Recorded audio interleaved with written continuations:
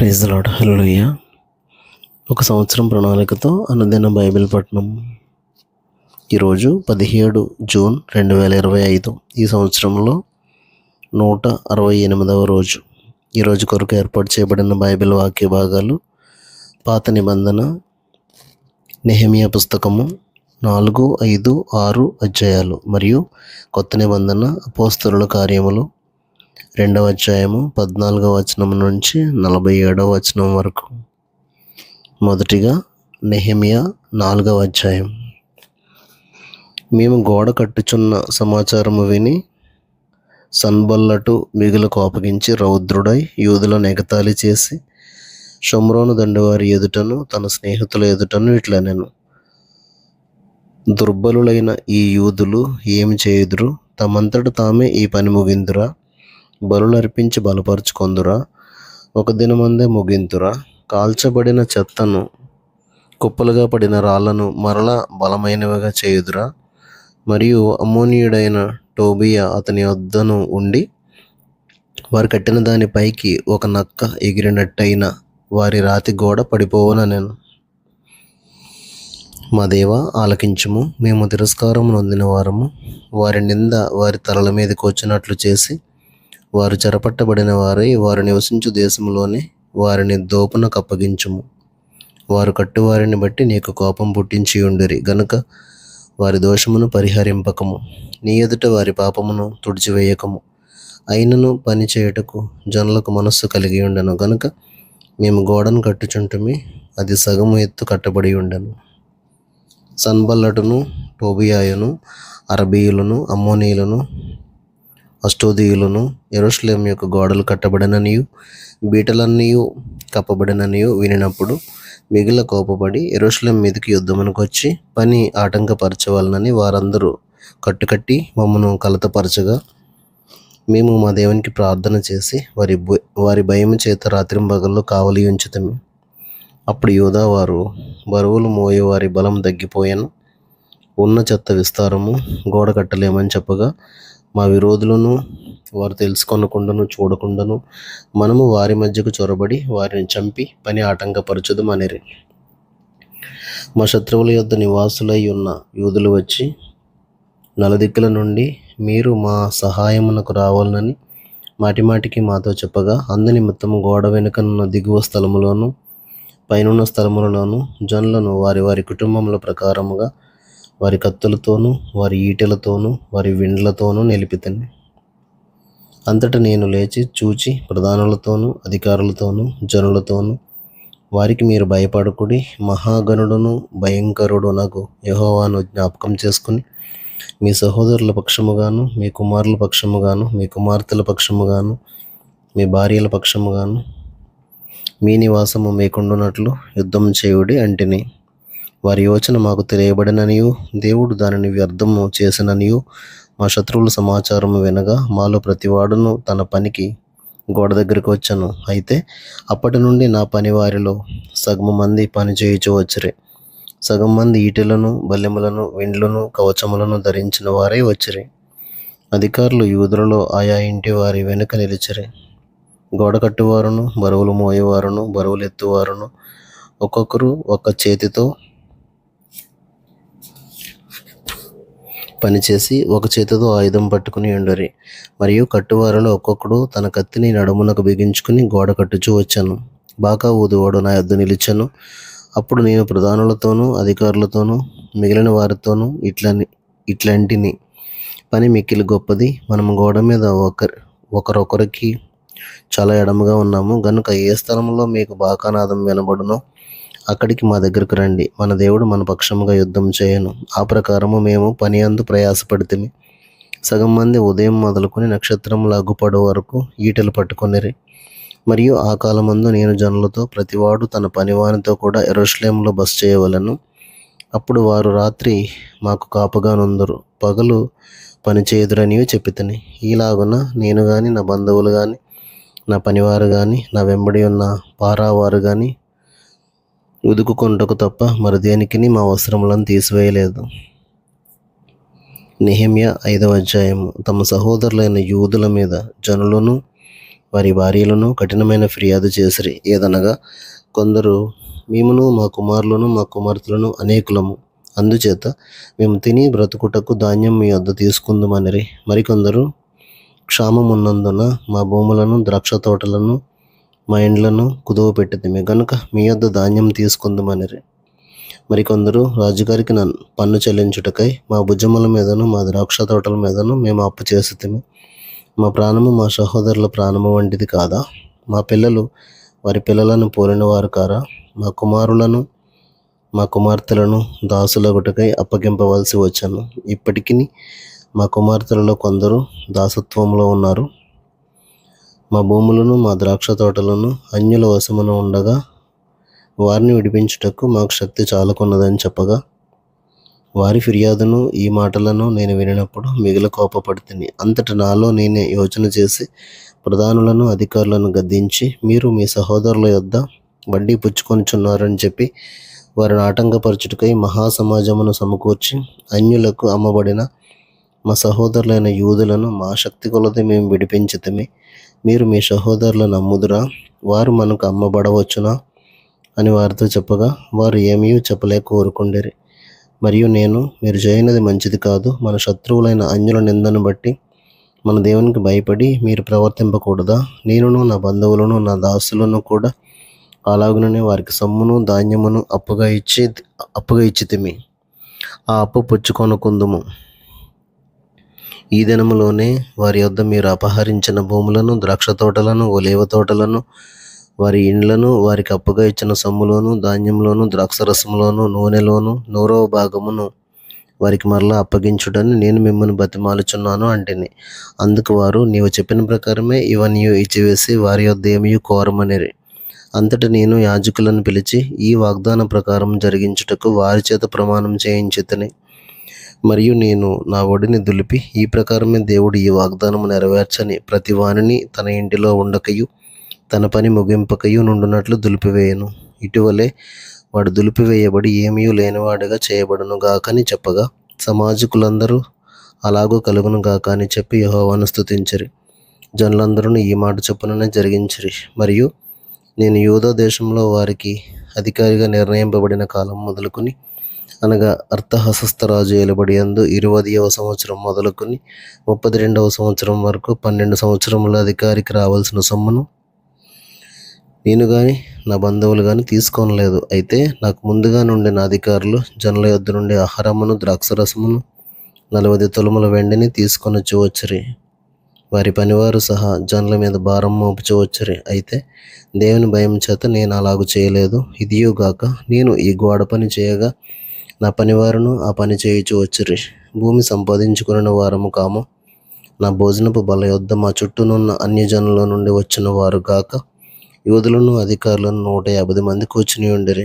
నా నిమిత్తము ప్రతిదినము ఒక ఎద్దును, శ్రేష్టమైన 6 గొర్రెలను సిద్ధం చేయబడను. ఇవియుగాక కోళ్లను, 10 రోజులకు ఒకమారు నానా విధమైన ద్రాక్షారసములను సిద్ధం చేసి తిని, ఈ ప్రకారముగా చేసినను ఈ జనుల దాసత్వము బహు కఠినముగా ఉండినందున అధికారికి రావాల్సిన సొమ్మును నేను అపేక్షింపలేదు.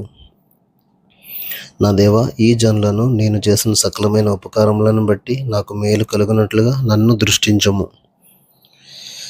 నెహెమ్యా 6వ అధ్యాయము. నేను ఇంకనూ గుమ్మములకు తలుపులు నిలుపక ముందుగా దానిలో బీటలు లేకుండా సంపూర్ణంగా గోడను కట్టి ఉండగా, సన్బల్లటును, టోబియాయును, అరబీయుడైన గెషెమును, మా శత్రువులలో మిగిలిన వారును విని, సన్బల్లటును గెషెమును నాకు ఏదో హాని చేయుటకు ఆలోచించి, ఓను మైదానమందున్న గ్రామములలో ఒక దాని దగ్గర మనము కలుసుకుందాం రండి అని నా యొద్దకు వర్తమానం పంపిరి. అందుకు నేను చేయు పని గొప్పది, దాన్ని విడిచి మీ వద్దకు వచ్చుటకే నేను దానిని ఎందుకు ఆపవలెను? నేను రాలేనని చెప్పుటకు దూతలను పంపితిని. వారు అలాగున 4 మార్లు నా యొద్దకు వర్తమానం పంపగా ఆ ప్రకారమే నేను మరలా ప్రత్యుత్తరం ఇచ్చితిని. అంతటా 5వ మారు సన్బల్లటు తన పనివారి ద్వారా విప్పియున్న యొక్క పత్రికను నా యొద్దకు పంపెను. అందులో వారిపైన రాజుగా ఉండవలనని నీవు ప్రాకారమును కట్టుచున్నావనియు, ఈ హేతువు చేతనే నీవును యూదులను రాజు మీద తిరుగుబాటు చేయనట్లుగా నీవు ఆలోచించుచున్నావనియు, యూదులకు రాజుగా ఉన్నాడని నిన్ను గూర్చి ప్రకటన చేయుటకు యెరూషలేములో ప్రవక్తలను నీవు నియమించితివనియు మొదలగు మాటలను రాజునకు ఈ సంగతులు తెలియనగుననియు మొదలగు మాటలను అందునిమిత్తం ఇప్పుడు మనము యోచన చేసేదము రండనియు ఈ సంగతి అన్యజనుల వదంతి అనియు దానిని గేషము చెప్పుచున్నాడనియు రాయబడను. ఈ పని చేయలేకుండా మేము అశక్తుల మగుదమనుకుని వారందరూ మమ్మల్ని బెదిరింపజూచిరి గాని నేను ఇటువంటి కార్యములను మేము ఎంత మాత్రమును చేయవారము కాము. వీటిని నీ మనస్సులో నుండి నీవు కల్పించుకుంటావని అతని వద్దకు నేను వర్తమానం పంపితిని. దేవా, ఇప్పుడు నా చేతులను బలపరచము. అటు తర్వాత మెహేతబేలునకు పుట్టిన దెలయ్య కుమారుడైన షమయా యొక్క ఇంటికి వచ్చి అతడు బయటికి రాకుండా నిర్బంధింపబడను. అతడు రాత్రికాలమందు నిన్ను చంపుటకు వారు వచ్చెదరు గనుక దేవుని మందిర గర్భాలయం లోపలికి మనం పోయి తలుపులు వేసుకుందాము రండని చెప్పగా, నేను నా వంటి వాడు పారిపోవచ్చునా? ఇంత వాడనైనా నేను నా ప్రాణమును రక్షించుకొనుటకైనను గర్భాలయమును ప్రవేశింపవచ్చునా? నేను అందులో ప్రవేశింపనంటిని. అప్పుడు దేవుడు అతన్ని పంపలేదనియు టోబియాయును సన్బల్లటును అతనికి లంచమిచ్చినందున నా విషయమై ఈ ప్రకటన చేసిననియు తేటగా కనుగొంటిని. ఇందువలన నాకు భయం పుట్టగా నేను అతడు చెప్పినట్లు చేసి పాపంలో పడుదునని అనుకుని నా మీద నింద మోపినట్లుగా నన్ను గూర్చి చెడు వార్త పుట్టించుటకు వారు అతనికి లంచమిచ్చి ఉండరి. నా దేవా, వారి క్రియలను బట్టి టోబియాను సన్బల్లటును నన్ను భయపెట్టవలనని కనిపెట్టి ఉన్న ప్రవక్తలను నోవద్య అను ప్రవక్తిని జ్ఞాపకం చేసుకొనుము. ఈ ప్రకారంగా ఏలూలు మాసము 25వ దినమందు అనగా 52 దినములకు ప్రాకారమును కట్టుట సమాప్తమాయెను. అయితే మా శత్రువులు ఈ సంగతి వినినప్పుడును మా చుట్టూ నుండి అన్ని జనులందరూ జరిగిన పని చూచినప్పుడును వారు బహుగా అధైర్యపడిరి. ఎలయనగా ఈ పని మా దేవుని వలన జరిగిందని వారు తెలుసుకొనిరి. ఆ దినములలో యూదుల ప్రధానులు టోబియా వద్దకు మాటిమాటికి పత్రికలు పంపుచూ వచ్చిరి. అతడును వారికి పత్రికలు పంపుచుండెను. అతడు ఆరహు కుమారుడైన షెకన్యాకు అల్లుడు. ఇదియుగాక యోహానాను అను తన కుమారుడు బెరెక్యా కుమారుడైన మెషుల్లాము కుమార్తెను వివాహం చేసుకుని ఉండెను గనుక యూదులలో అనేకులు అతని పక్షమున నుండెదమని ప్రమాణం చేసిరి. వారు నా ఎదుట అతని గుణాతిశయములను గూర్చి మాట్లాడుచూ వచ్చిరి. నేను చెప్పిన మాటలు అతనికి తెలియజేసిరి. నన్ను భయపెట్టుటకే టోబియా పత్రికలు పంపెను.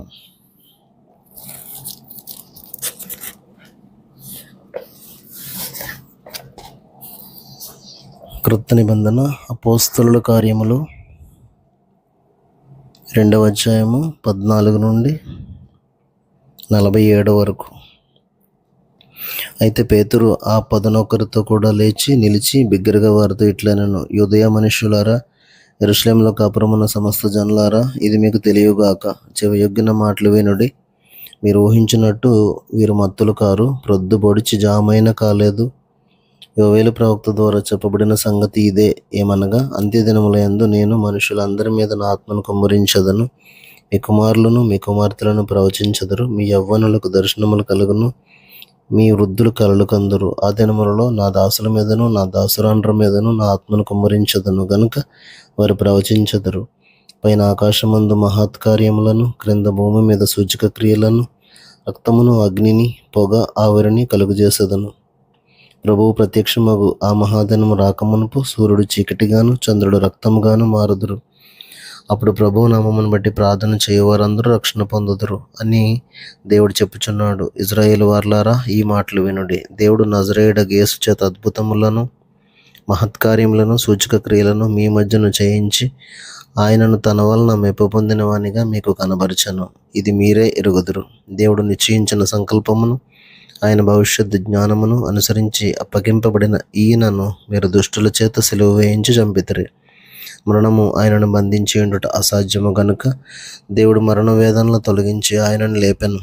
ఆయనను గూర్చి దావీదు ఇట్లనెను, నేను ఎల్లప్పుడూ నా ఎదుట ప్రభువును చూచుచుంటిని. ఆయన నా కుడి పార్శ్వమున ఉన్నాడు గనుక నేను కదల్చబడను. కావున నా హృదయం ఉల్లసించెను, నా నాలుక ఆనందించెను, మరియు నా శరీరం కూడా నిరీక్షణ కలిగి నిలకడగా ఉండును. నీవు నా ఆత్మను పాతాళములో విడిచిపెట్టవు, నీ పరిశుద్ధుని కుళ్ళు పట్టనియ్యవు. నాకు జీవ మార్గములు తెలిపితివి. నీ దర్శనం అనుగ్రహించి నన్ను ఉల్లాసముతో నింపెదవు. సహోదరులారా, మూల పురుషుడకు దావీదును గూర్చి మీతో నేను ధారాళంగా మాట్లాడవచ్చును. అతడు చనిపోయి సమాధి చేయబడెను. అతని సమాధి నేటి వరకు మన మధ్య ఉన్నది. అతడు ప్రవక్త అయి ఉండెను కనుక అతని గర్భఫలములో నుండి అతని సింహాసనము మీద ఒకని కూర్చుండబెట్టుదును అని దేవుడు తనతో ప్రమాణపూర్వకంగా ఒట్టు పెట్టుకున్న సంగతి అతడు ఎరిగి, క్రీస్తు పాతాళంలో విడువబడలేదనియు ఆయన శరీరం కుళ్ళిపోలేదనియు దావీదు ముందుగా తెలుసుకుని ఆయన పునరుత్థానమును గూర్చి చెప్పాను. ఈ యేసును దేవుడు లేపెను, దీనికి మేమందరం సాక్షులము. కాగా ఆయన దేవుని కుడి పార్శ్వమునకు హెచ్చింపబడి పరిశుద్ధాత్మను గూర్చిన వాగ్దానమును తండ్రి వలన పొంది మీరు వినుచూనున్న దీనిని కుమ్మరించి ఉన్నాడు. దావీదు పరలోకమునకు ఎక్కిపోలేదు, అయితే అతడి ఇట్లనెను, నేను నా శత్రువులను నీ పాదముల క్రింద పాదపీఠముగా ఉంచు వరకు నీవు నా కుడి పార్శ్వమున కూర్చుండుమని ప్రభువు నా ప్రభువుతో చెప్పాను. మీరు సిలువ వేసిన ఈ యేసునే దేవుడు ప్రభువుగాను క్రీస్తుగాను నియమించాను. ఇది ఇశ్రాయేలు వంశమంతయు రూఢిగా తెలుసుకుని వాళ్ళని చెప్పాను.